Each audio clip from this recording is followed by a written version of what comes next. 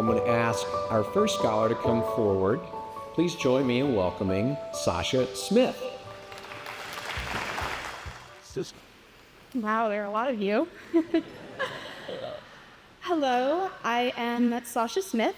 I'm a 3-year boarder, originally from Bay Ridge Island, Washington. Next year, I will attend the University of Alabama, Roll Tide, to study accounting in the business school as a member of the Honors College. Standing up here, I can't believe how little time at Baylor I have left. When I look back at these past 3 years and all that Baylor has given me, I am filled with joy and gratitude.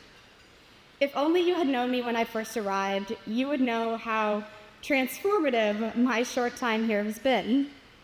Not only due to an incredible education, but I think more so due to an unparalleled community. It is made up of enthusiastic teachers who've shown me how wonderful learning in and of itself can be, that I could enjoy stretching my thinking and struggling over complex ideas and concepts and not be ashamed of my own eagerness. It is made of coaches who gave me countless opportunities to push through physical and mental hardship for the pursuit of something bigger, wherein I found a startling will to endure, one that I never pictured myself wielding, but I am proud of nonetheless. It is a community where I found true friends, friends with whom I laughed and cried, who taught me compassion and kindness, and who I will treasure forever. Friends who challenged me to be better, to think deeper, who taught me how to let loose and live in the moment. Friends who made me look outside of myself and let go of my own insecurities, because let's be honest, no one really cares what you do that much. When I remember my time at Baylor, I think of memories like conversations with my friends riding in the car up Lookout on Sunday mornings to go to church, or going with my friends on Wednesday nights to Walmart to buy nothing more than laundry detergent and microwavable ramen. I think of early 4 a.m. bus rides to races, laughing and joking in that deliriously tired way with the best teammates I could have ever asked for. I think of my recent trip to India, whitewater kayaking, exploring, and getting ridiculously sick before having to hike 8 miles all uphill, where it took everything I had to convince myself to just put one foot in front of the other. Each of these memories and countless more have shaped me into the person standing before you today. Through my experiences here, I learned how to push through fear. Fear of uncertainty, of failing, or of embarrassing myself. I grew in confidence, in my ability to believe I could handle whatever came my way, and more importantly, that I had people around me who would help me. I learned to let go of the need for control and how to live in the moment. In short, I'm excited about life, about what each day has to offer, and especially about what the future, unknown in this moment, has in store.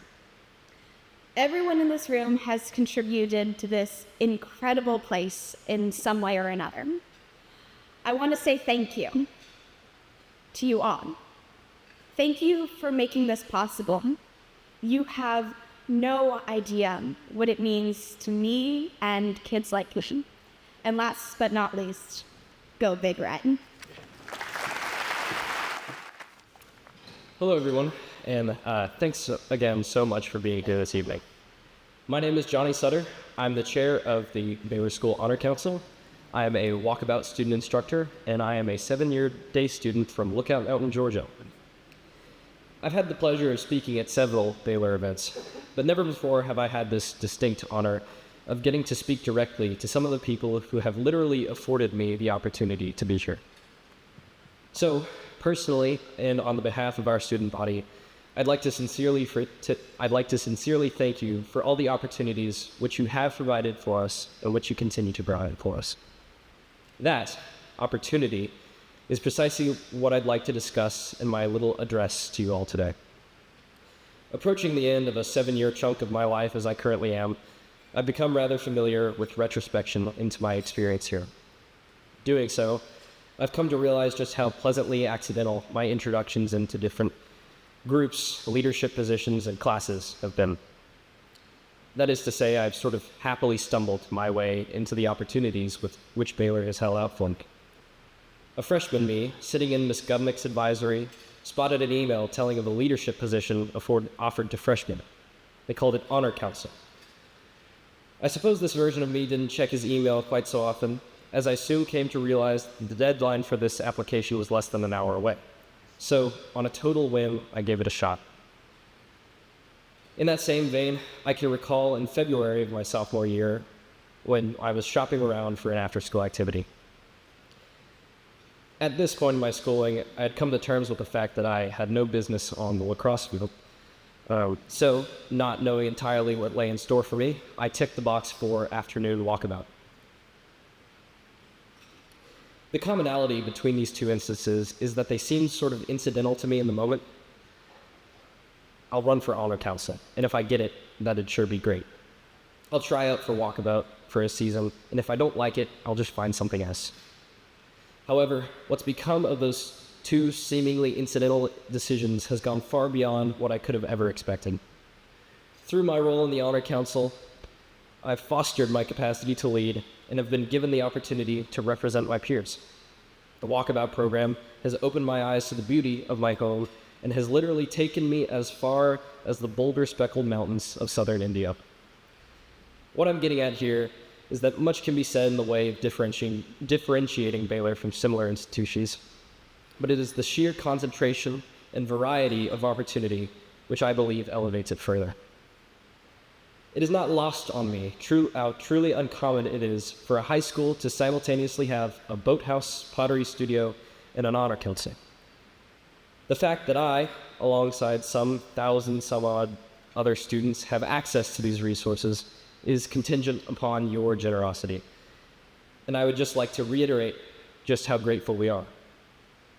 Thank you so much for having me, and go Big Red. Good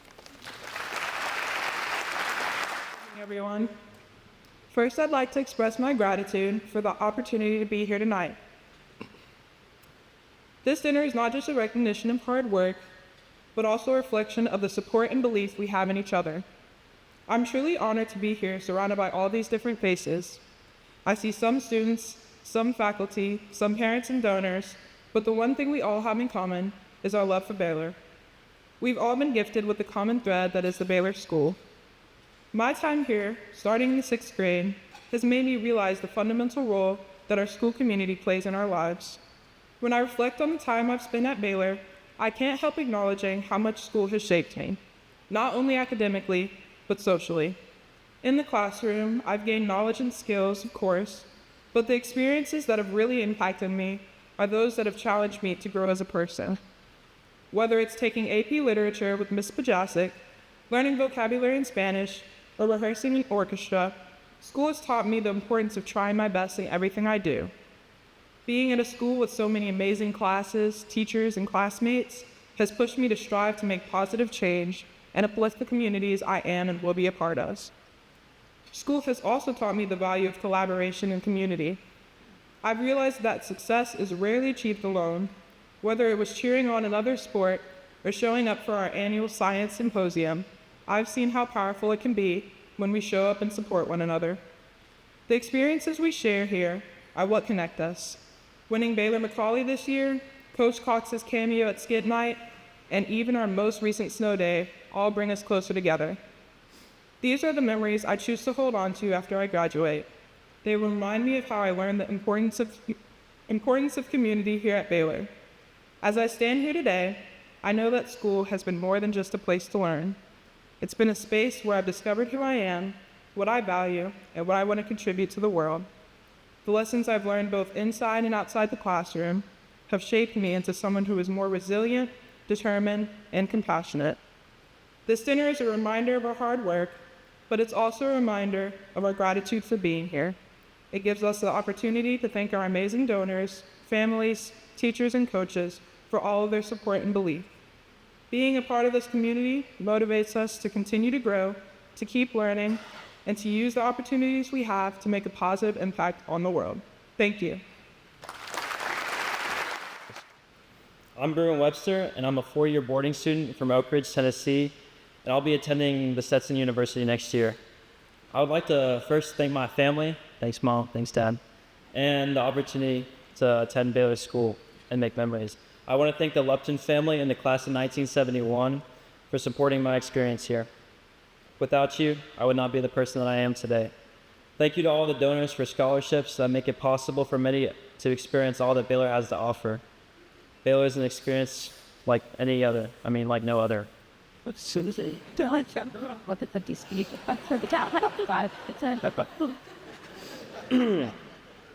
Baylor teaches many life skills and lessons that you can use throughout the rest of your lives. But most importantly, Baylor teaches about community and a true extended family that will be a part of you forever. Baylor itself is a community, but it is also a family. Each family is special to me, and they are there to help you become your best self. To name a few, I want to shout out to the Probasco dorm, the crew team, the Boarding Admissions Council, and so many more. Every day I have the privilege to attend this amazing school, and it has profoundly changed my life over the last 4 years. If you had told that freshman 4 years ago that he would be able to find success in athletics and academics, but also be set up to be a collegiate athlete and leader, he would have looked at you in confusion. I'm extremely fortunate to have been able to attend here, and I love every single one of my family members at Baylor.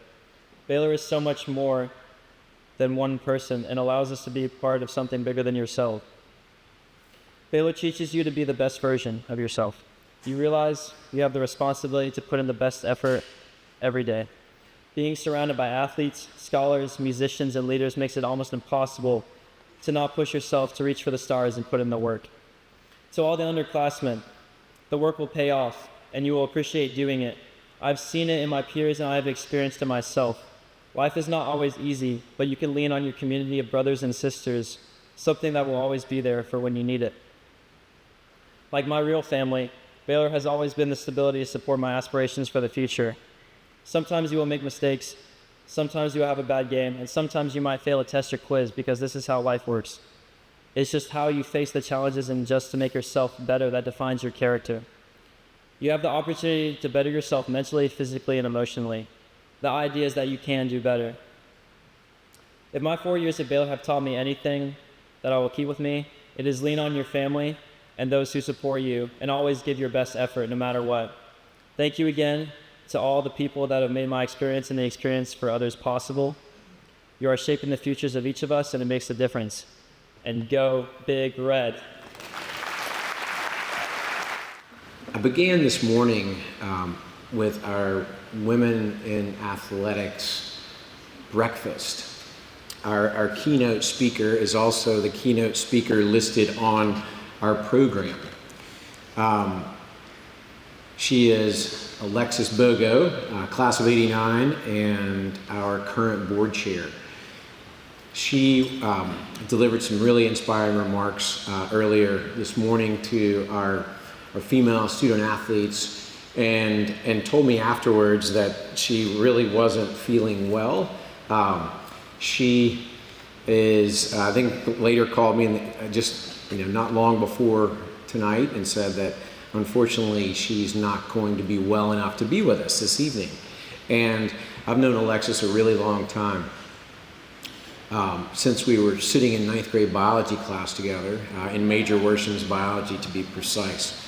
And I don't know that anybody loves Baylor and is more committed than she is to showing up and being a part of it. So I can promise you, if there was any way, if she didn't have a 102-degree fever and feeling really poorly, that she would be here right now. So, learning that, I saw a couple of my colleagues in an office today and said, this is about 2.5 hours ago, and said,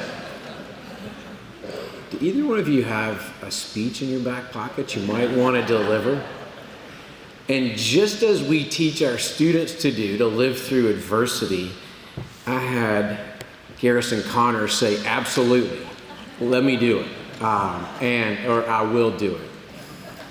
And I said, really? And so I think it's a real testament to what our students have all learned, that we like to push ourselves. You heard several different times throughout our speeches with our students talking about how they're pushed out of their comfort zone and the growth that comes in being pushed out of the comfort zone and working hard.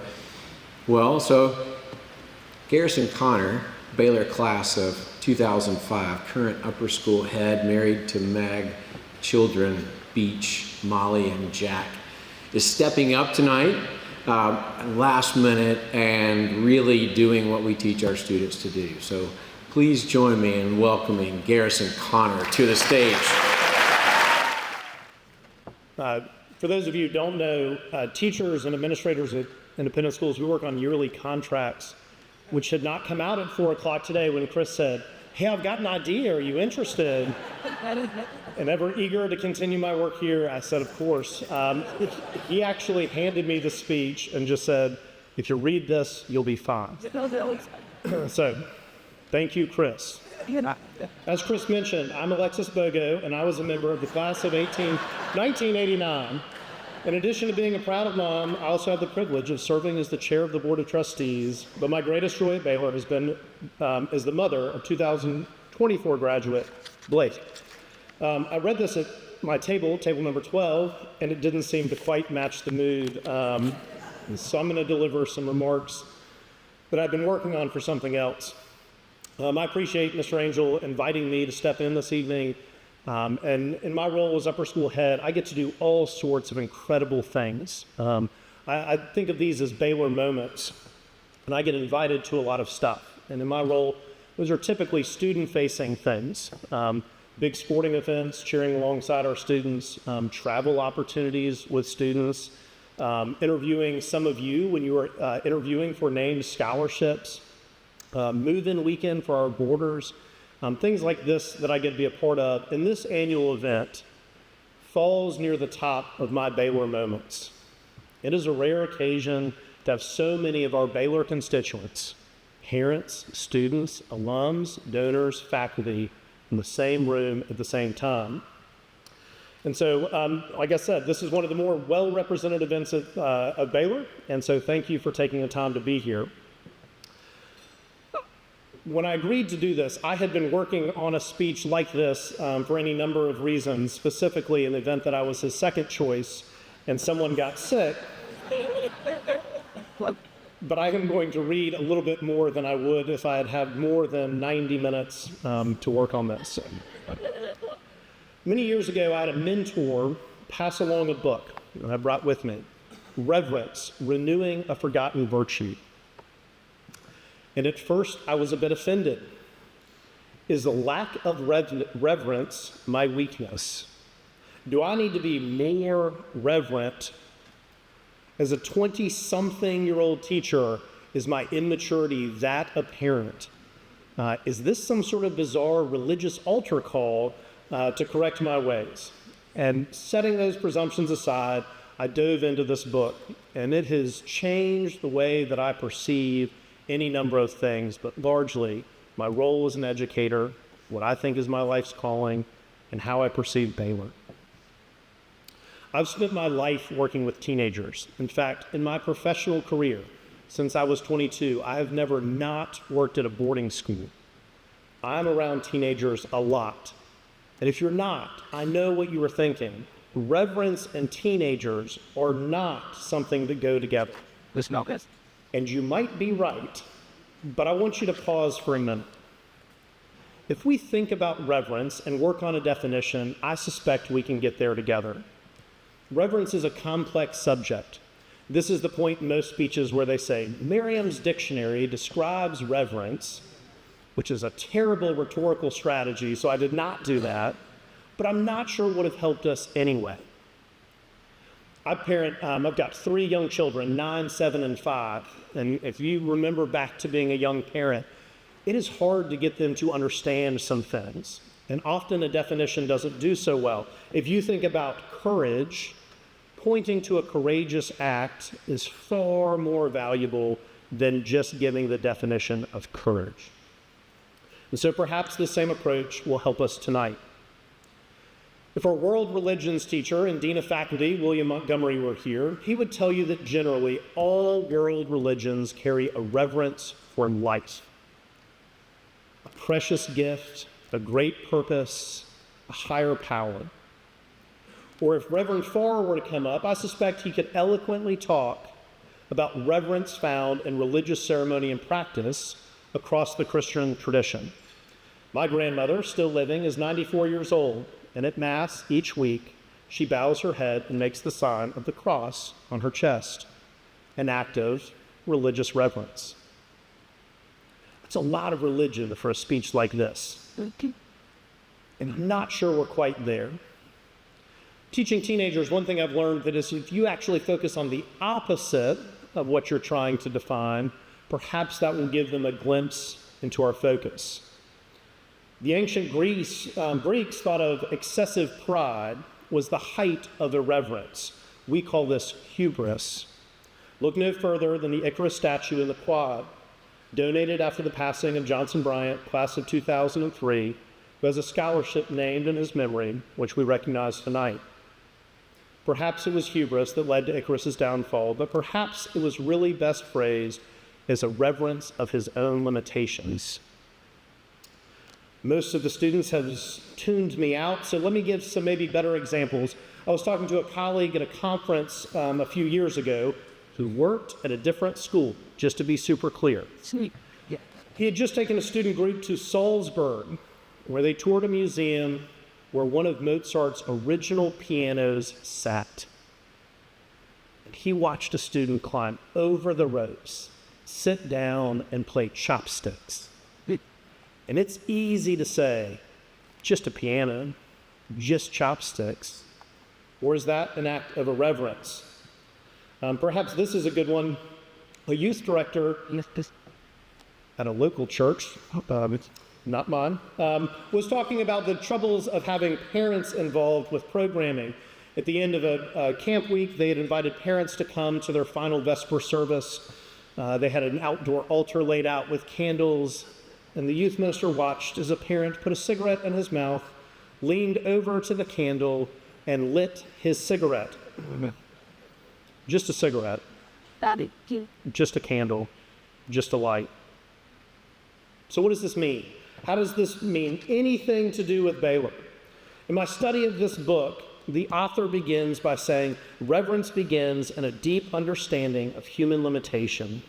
From this grows capacity to be in awe of whatever we believe lies outside our control. God, truth, justice, nature, and even death. At no point in Baylor's robust 131-year history have we relied on the efforts, generosity, intellect, or talents of one person. A night like this is a perfect example. We can collectively all sit here tonight and be in awe of the gift that Baylor has been to all of us. Maybe this is the moment we hold on to. Is this just a room? Is this just a gym? Just a dinner? I would argue not. Perhaps we take it one step further. Maybe the reverence doesn't belong just in this moment we're in, or to religion, or to ceremony, but maybe reverence belongs to community. Wherever people try to act together, they hedge themselves around with some form of ceremony, and the observance of this is an act of reverence. Tonight we gather as a community in all the generosity of so many that allows Baylor to move forward. We celebrate the collective efforts of our students. We express appreciation for the trust that their parents put in them and in us. And we thank our generous donors. It's easy on a night like this to pause and reverently consider the Baylor experience, to celebrate the community. Longtime faculty member and close friend of mine, Jim Stover, before he retired, gave a speech, and he challenged students and faculty to, quote, walk the hill and watch the river. This was a call for reverence in our daily movements around campus, for a sense of ceremony, for a reminder of the human limitation and the power of nature and God, and a recognition that those limitations are what makes Baylor such a powerful place. A place that does incredible things through the sum of our parts. After all, this is not just a school. This is not just a place to learn. If we think about it like this, perhaps the striving towards magnanimitas, not just the word itself, but the pursuit of it, the pursuit of greatness of spirit, is an act of reverence.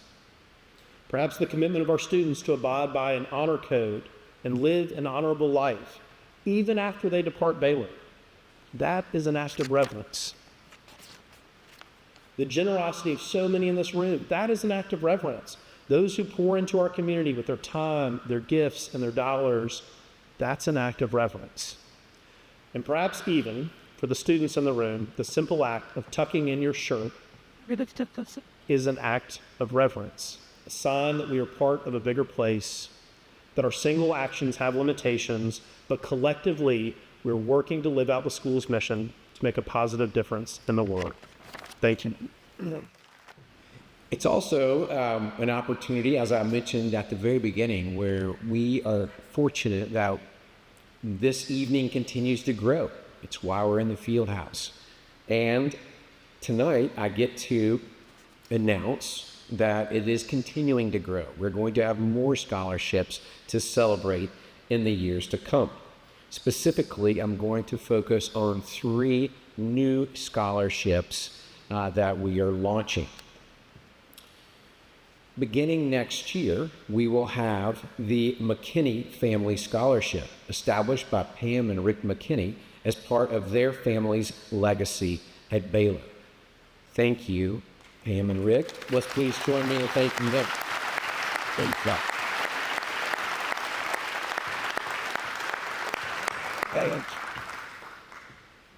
The Jeff Morgan 1978 Scholarship, established by Jan and Frank Harrison and supported by Melissa Morgan in Jeff's memory, will be a new scholarship next year.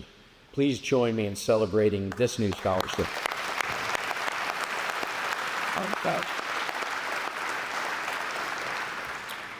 The final new scholarship to announce this evening is the Sheldon B. Sauce Scholarship, established by Brooke, Jason, and Terry Sauce in memory of their late husband and father.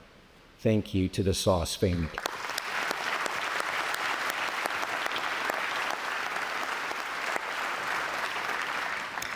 It is also my honor to announce some updates with 2 scholarships that are currently in existence.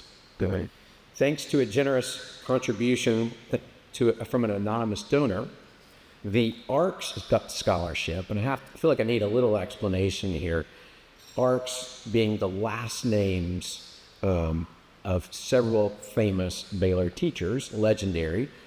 The A being Roy Ashley, the R being Lewis Rush, the C being Bill Cushman, the K being Joe Key, and the S being Jack Stanford, will now go from ARCS to LARCS in tribute to Matt Lewis for his many years of service to Baylor. So, where is Matt? I know he's there. He is.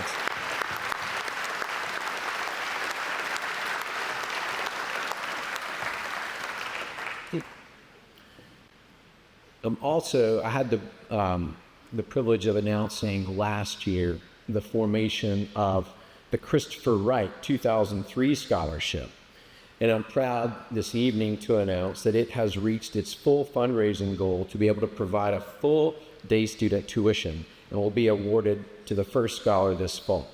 I'd also like to thank Ben Brown, who's been very instrumental in leading this effort, and we are grateful to all of the donors of whom are in attendance tonight, who helped us reach this goal to honor Chris's legacy.